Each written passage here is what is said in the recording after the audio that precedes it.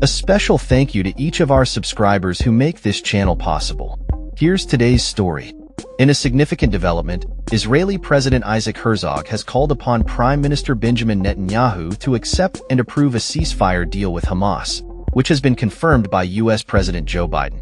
The announcement came after extensive negotiations facilitated by Qatar, marking a potential turning point in the ongoing conflict that has persisted for over 15 months. The ceasefire is set to begin on Sunday and will last for 42 days, during which time hostages held by Hamas will be exchanged with Palestinians detained in Israeli prisons. The agreement also includes provisions for the return of Palestinians displaced by Israeli military actions and the facilitation of medical assistance for those wounded in the conflict. President Biden expressed optimism about the deal, stating that it would not only halt the fighting in Gaza but also allow for the much-needed humanitarian assistance to reach Palestinian civilians.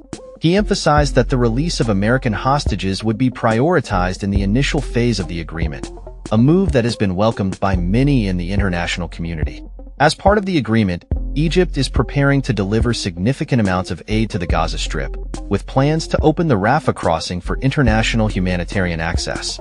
Reports indicate that Israel's Security Cabinet is scheduled to meet to discuss the approval of the ceasefire deal, with expectations that a majority of ministers will support it.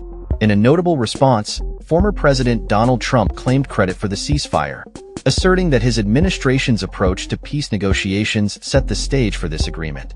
He described the deal as epic and a testament to his historic election victory.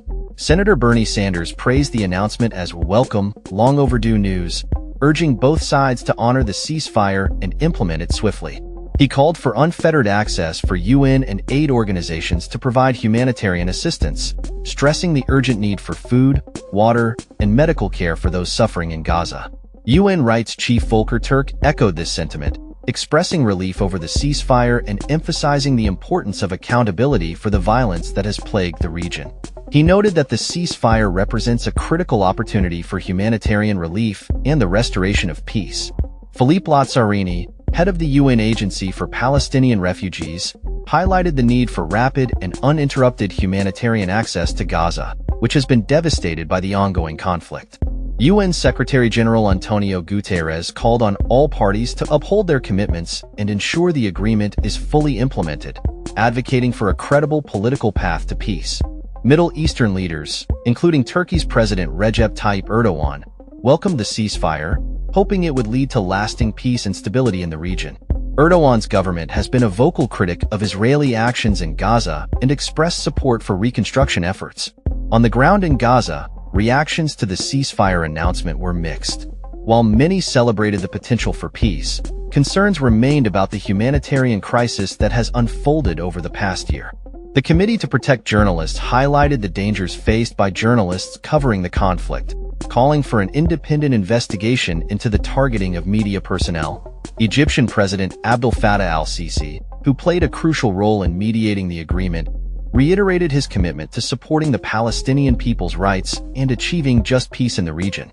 As the Israeli government prepares to vote on the ceasefire deal, the international community watches closely, hopeful that this agreement could pave the way for a more stable and peaceful future for both Israelis and Palestinians.